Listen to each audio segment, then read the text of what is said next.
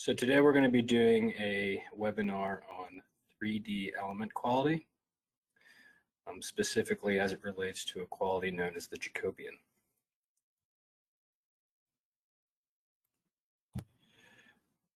My name is Skyler Teel, and I'm a stress analyst with Structural Design and Analysis, Inc. I've been working with them for about 3 years now. And I've done element quality webinars in the past, specifically one on 2D quadrilateral elements. And I've provided the link here if anyone is interested in potentially reviewing that material, if you were present for the last one, or going to watch that webinar separately as well. In regards to the material that we're going to be going over today, you will be able to download the slides that we're viewing right now as a handout from the presentation. So just as a quick outline of the presentation today, we're going to first talk about why someone would potentially want to use 3D elements in the first place. What are some of the pros and cons of implementing 3D elements? And sort of how are those better than, for instance, plate elements in different situations. Then we'll briefly, at a high level, discuss what the finite element method is in essence, at which point we will, in order to establish a basis for discussing 3D elements, talk about how two-dimensional triangular elements are formulated, and then extend those ideas into 3 dimensions. Finally, we're going to go into FEMAP and briefly touch on how these various element qualities are not only formulated within FEMAP and Nastran, but how you can actually check those, and a few simple methods to sort of ensure and help FEMAP give you the best elements possible. So to begin with, as I said, why would anyone want to use 3D elements? Well, some initial pros that we can discuss include the fact that, they're quick to mesh. In the situation where you would have a bracket, for instance, that you quickly wanted to determine whether or not you had positive metallic strength margins, for instance, or maybe a stability buckling margin, you can quickly take a CAD representation of your part and 3D mesh it in FEMAP and come up with an answer. This would be much more quicker rather than mid-surfacing the part and applying a plate mesh to it. In certain situations, 3D elements can actually provide more accurate stress results as well, relative to plate elements. One specific situation where this is the case is when you have plate elements at 90 degrees to one another. Now, when you have these plate elements perpendicular to each other, you can get artificial stress risers, and that a fundamental formulation of plate elements is that they are not able to react, or rather, they're not able to develop through thickness stresses. So in the situation where, you would have two webs coming in at 90 degrees and apart, and maybe there's a fillet there also, if you try to plate mesh that, you might actually get larger than actual stress values. So that's where having 3D elements in that situation may more accurately capture what's going on in the part. Now, some cons of using 3D elements are that they are not easily modified once you mesh your part. You can't just go into the property card as you would a plate element and quickly change the thickness. So if you're trying to size a part,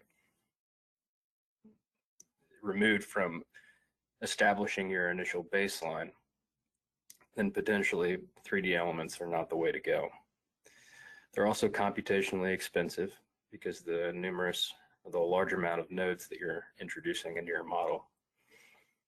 And as a result, you end up with longer run times, and potentially in larger results files as well. So moving on, just to discuss very briefly what the finite element method is within the grand scheme of what we're talking about in regards to element quality. It's a problem in which you have a global domain and you want to discretize it with discrete irregular meshing elements. Now, your dependent variables of your problem are going to be approximated over the domain of these individual meshing elements.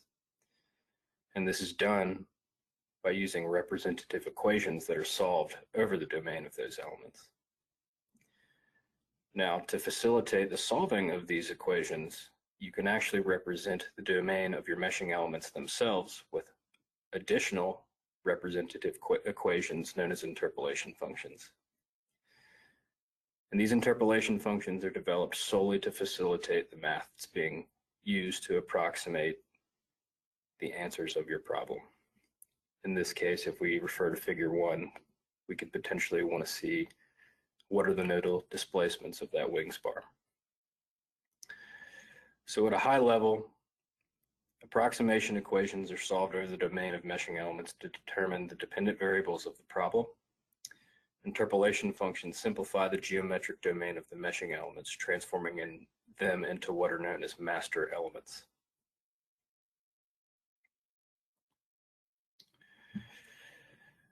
Now, these interpolation functions can be determined, or derived rather, for triangular 2D elements. And this process is done by implementing what are known as area coordinates. And essentially what area coordinates are just fractional areas of whatever irregular arbitrary meshing element that you're using. And it takes into account some arbitrary point P within the domain of the element. But referring to the equations at the right of figure 2, we can see that, for instance, area coordinate 1, referencing triangle A1 in figure 2, can be described as 1/2 times the base, which is length B, times est, which is the height. This value is then normalized by the entire area of the triangle. So for linear triangle elements, the interpolation functions are expressed by equation 4.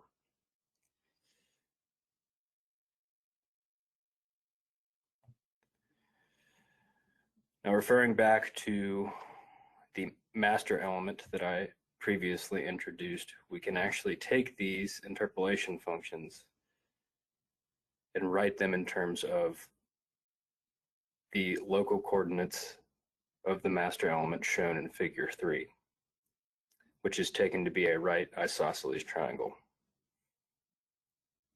And they're developed the same way that the interpolation functions for the irregular triangle were in the previous slide. And an important thing to note here too is that because these are fractional areas, you can develop the interpolation function of triangle A1 with the 2 that you developed for the other 2 triangles, since these fractional areas would add up to 1. And the main takeaway here is that using these area coordinate formulations, the interpolation functions can be expressed in terms of the master element local coordinates. Now, once we have these interpolation functions in terms of our master element, we can actually perform the transformation. Now, this is done in the form as expressed by equations 9 and 10.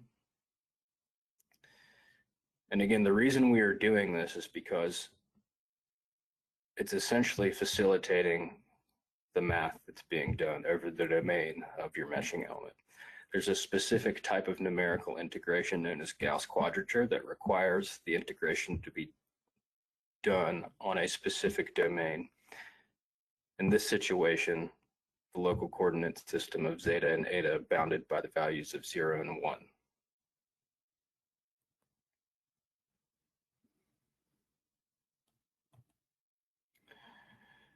Now, to discuss how various element qualities start to enter into the picture here, we're going to refer to a value known as the Jacobian. Now, geometrically speaking, the Jacobian is simply the ratio of an area that's in your meshing element and how it's being mapped to a corresponding area in the master element. Now, this transformation is only satisfactory if all the points in the mesh element are mapped uniquely to points within the master element. You can see that this is referred to as one-to-one mappings. And we can see in equation 11 that if the transformation matrix is singular and therefore the determinant is 0, then the area of a meshing element is mapped into non-existent 0 area of the master element. And this is when you can start to get spurious stress results from your finite element method, because you're essentially mapping area of a meshing element to the master element that doesn't exist. Now, at a high level, the Jacobian expresses how the global coordinates of the meshing element are changing with respect to the local coordinates of the master element, and vice versa. This value is associated with many commonly referenced element quality values, which we will discuss in further slides.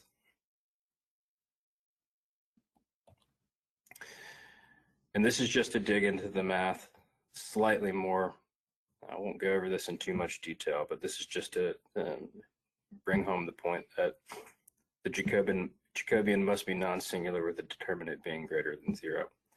And the Jacobian matrix is actually built up by relating the derivatives of the interpolation functions with respect to the global coordinates to the derivatives of the interpolation functions with respect to the local coordinates, as seen in equation 13.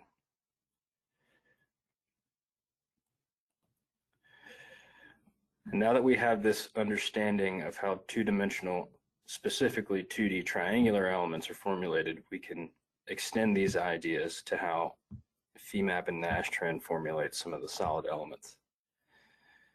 They're built up in the same manner, and they typically share the same properties as well, although for linear tetrahedral and prism elements, they use what are known as volume coordinates rather than area coordinates. They're developed in the same way that area coordinates are. It's just that they're fractional volumes now rather than fractional areas. The hexahedral element representations are developed in the same way 2D quads are. Again, just with the third dimension added. And if anyone is interested in learning more as to how the 2D quad is developed, you can refer back to my 2D webinar as I go into this in more detail. But for the purposes of this webinar, we will keep our discussion limited to the triangular 2D elements.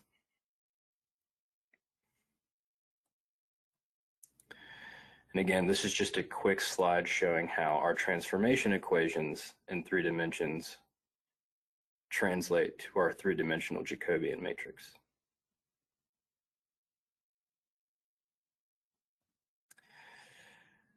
Now that we've gotten past all of the technical sort of formulations for our elements, we can actually do a hand calculation of a Jacobian of a linear tetrahedral element.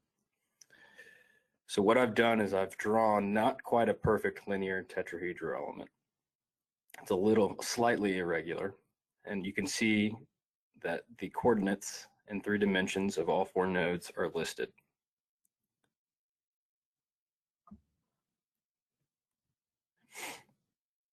Now, referring back to how we developed interpolation functions for not only our 2D triangle, but also our 3D triangle, we can determine what our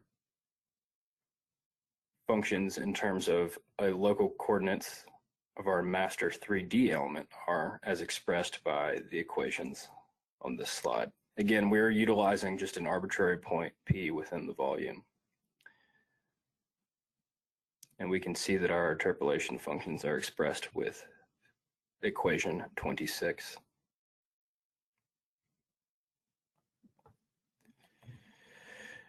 Now, taking those interpolation functions on the previous slide and implementing them into the transformation equations, we can build up our Jacobian matrix.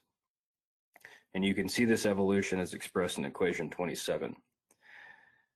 Now, once we have our derivatives taken, we can actually plug in the nodal values or rather the coordinates of our nodes, and populate our Jacobian matrix.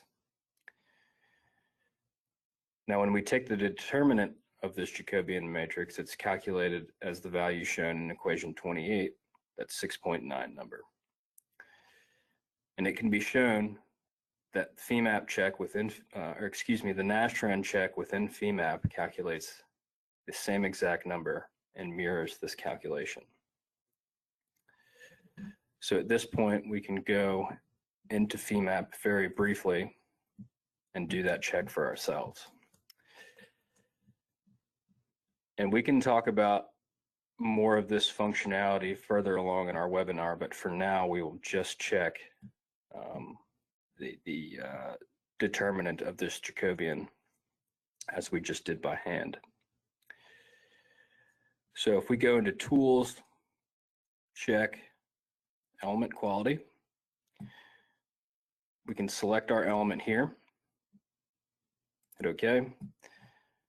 Now, our Simcenter Nastran checks are separate checks from what you would get, for instance, if I just select Jacobian within the FEMAP index tab. And we'll return to this later on. But for now, regarding the Simcenter Nastran checks, you can see where there are different formulations of three-dimensional elements in here where you can calculate the Jacobians.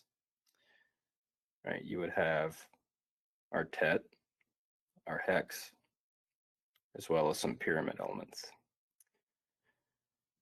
But for now, we want to check the Jacobian of our tetrahedral element. And this would just be a threshold that you could set that would either validate or fail an element within FEMAP based on this criteria. But for now, we'll leave it at 0 since that's the ideal. Hit OK.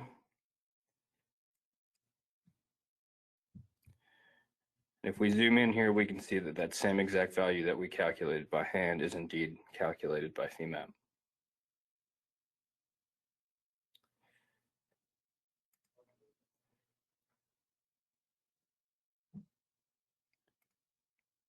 Now returning to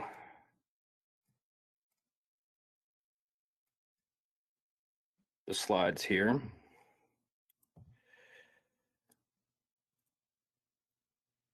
It can indeed, again, be shown that FEMAP calculates this same exact number for the determinant of Jacobian. And as we discussed, there are many other 3D element formulations that you can check in the same manner. Now, as I said, there are separate 3D element quality values that FEMAP uses that are different from just the true check of the Jacobian matrix that Nastran uses. And these checks, generally speaking, are related to the Jacobian. But in most situations, it's not a direct calculation of the Jacobian or the determinant of the Jacobian itself. For instance, for tetrahedral solid elements within the FEMAP check, it uses what's known as a Jacobian condition number. Now, this value returned is simply 1 minus the condition number of your meshing element, normalized by the ideal tetrahedron condition number. And this ideal number is shown right here as 0.41. And we'll talk about where that value comes from in a subsequent slide. Within this check, FEMAP's going to return the value of 0 for an ideal element and 1 for poor. And if you get a value of 2, that means the element itself has failed. Now for hexahedral solid elements, this is more of a true Jacobian check in that it's calculating the determinant of your Jacobian matrix at all 4 corners of your hex element. It's then returning a value that's determined by subtracting the minimum determinant, normalized by the maximum determinant, that value subtracted from 1. Again, the validity scale is the same for hex elements, 0 being ideal to 1 being poor, and 2 being returned for a failed element. Pyramid solid elements are checked in the same way that TETs are. It's that first, the pyramid is divided into two four-noded tetrahedral elements. And this is done by first dividing the quadrilateral element at corners 1 and 3, and then those two TETs are checked. Then the element is split the other way at corners 2 and 4, and those two elements are checked, at which point the minimum is determined. Again, the validity scale is the same exact for the other two elements. And it's important to note here that regardless of whether this is a linear element or a quadratic element, meaning that mid-side nodes are used to determine or formulate the element, the mid-side nodes are not considered within these FEMAP Jacobian checks. So again, the high-level point here is that FEMAP Jacobian values for hex elements use the Jacobian matrix as a direct basis, while TET and pyramid values use other geometric values that are related to the Jacobian matrix. And we can discuss that now in terms of what the tetrahedron condition number is. And it's a pretty simple calculation. It's just taking what is known as the root mean square base area of a tetrahedron, where essentially you're summing the constituent areas of your meshing element, in this case, shown in figure 10, a unit linear tetrahedral element. You're squaring the areas of those faces and dividing by 4, which for this unit linear tet is simply just the area of one of the faces raised to the 3/2 power.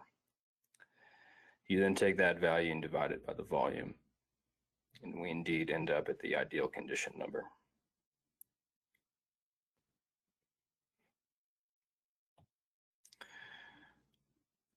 In terms of the documentation within FEMAP itself regarding element quality, you can actually refer to this information yourself within FEMAP within the Help Index tab, at which point you can search the keyword Jacobian, and it'll bring up not only 3D element formulations in terms of their element quality, but 2D as well. And we can briefly return this when we get back into FEMAP with a few examples here.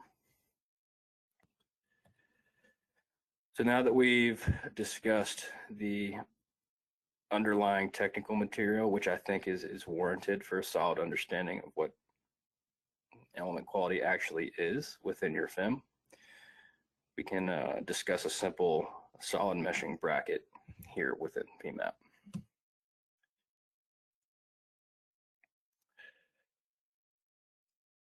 So we just have a simple bracket here that we can solid mesh, and we'll do some basic element quality checks with it. Right off the bat, one thing that I will note is that oftentimes you'll get CAD with various filleted surfaces included, and it's reasonable to expect that any sort of surfaces like these may end up giving you irregular, unsatisfactory solid elements, just because of the nature of the volume that FEMAP's trying to solid mesh. So I anticipate that within this area, we will potentially get some bad elements. But we can test that hypothesis by actually meshing this piece.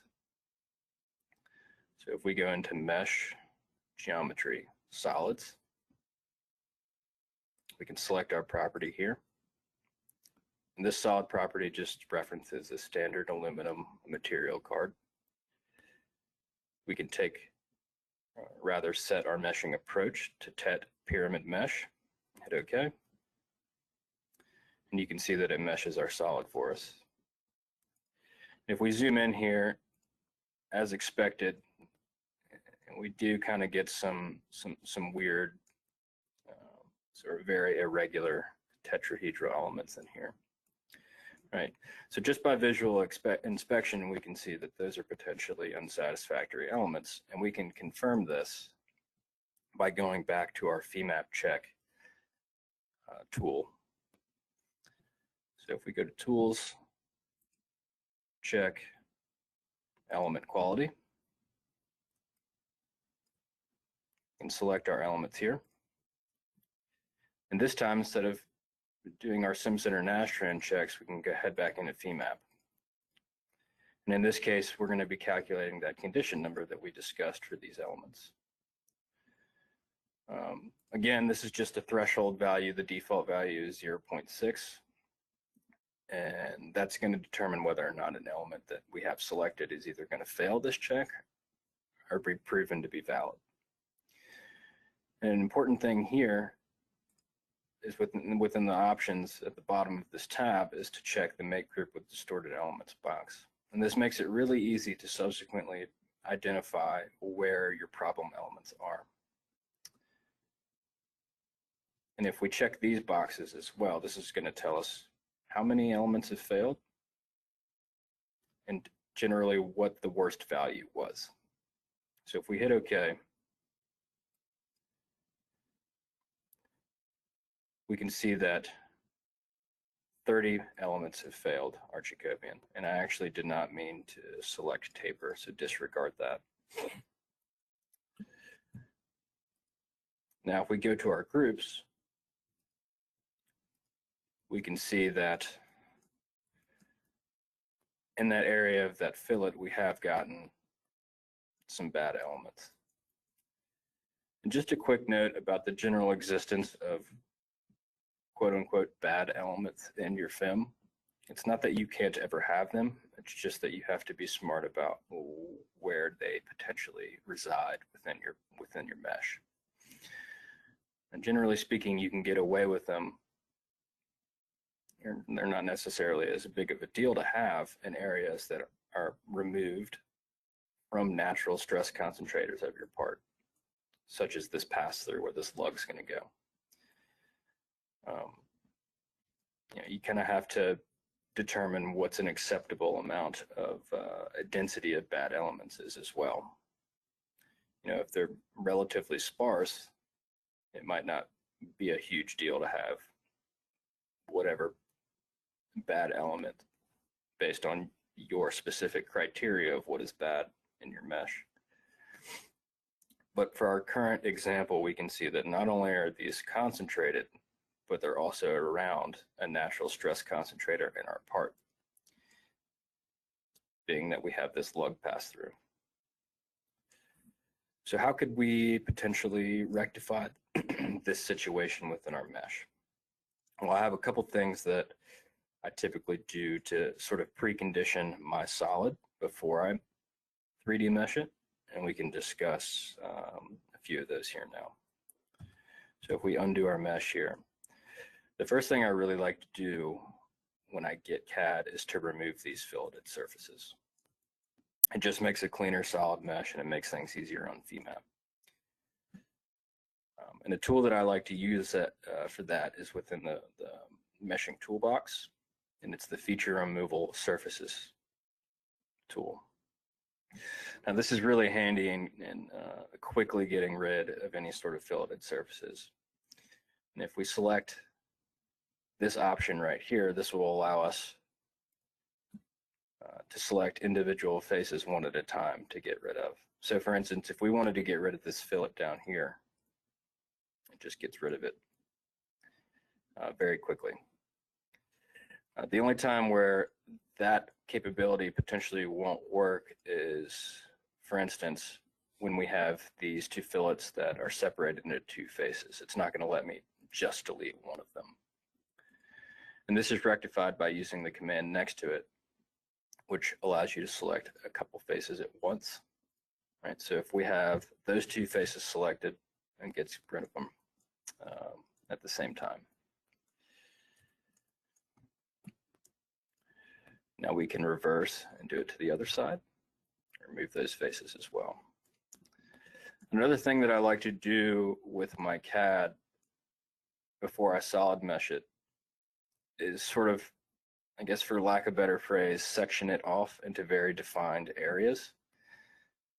I've found that that helps the solid mesher in FEMAP sort of draw nicer, cleaner solid elements. So in the situation here, I think that it seems reasonable to potentially want to just section the top of this lug off. And we can do that by drawing additional curves and projecting them onto the surfaces. So the first thing that we would want to do here is draw these additional curves.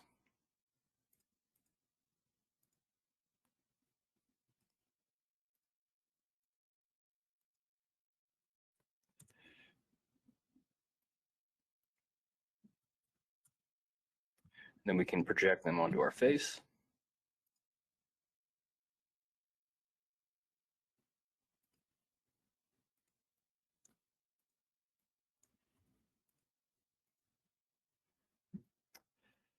And then we can close this section off with 2 more curves.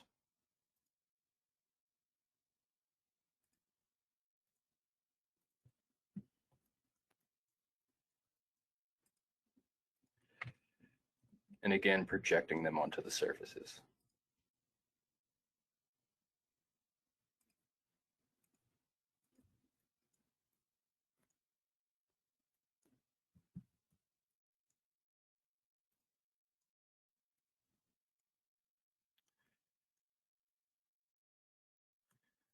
Now that we've conditioned our solid a bit from what it was, we can try solid meshing it again.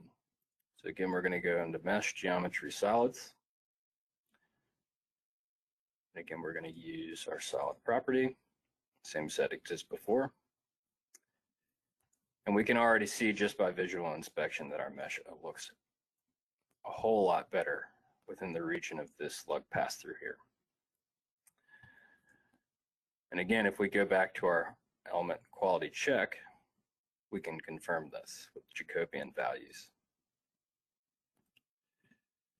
So again, we want to select our elements, hit OK. This time we just want to use Jacobian. Again, let's make a group of distorted elements if there are any.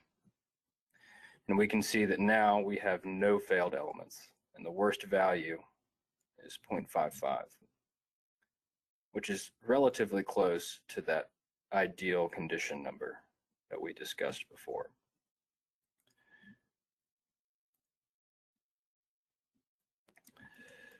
So that's sort of some very brief and introductory ways that I typically condition my solids before I mesh them, and it helps FEMAP draw more appropriate and valid solid elements, which in turn is going to help you get more accurate stress results from your part.